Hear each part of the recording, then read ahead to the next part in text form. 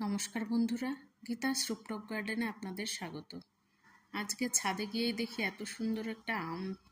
কালারটা কি অপূর্ব একটা কালার, কি সুন্দর লাগছে দেখতে। দূরে থেকেই চোখে পড়ে গেল। সিঁড়ি থেকে উঠেই আম গাছটা দেখে নিলাম, এত সুন্দর লাগছে। আর এই দেখুন আমার আম কতগুলো হয়েছে এই গাছটাতে। 13-14টার মতো ছিল, এখন 11টার মতো আছে। এদিকটাতেও আছে। ও, এখানেও পেকে গিয়েছে। এই আমটাও দেখাচ্ছি, পেকে গিয়েছে, দুটো পেকেছে। এটা আগে দেখিনি, এটাও পেকেছে।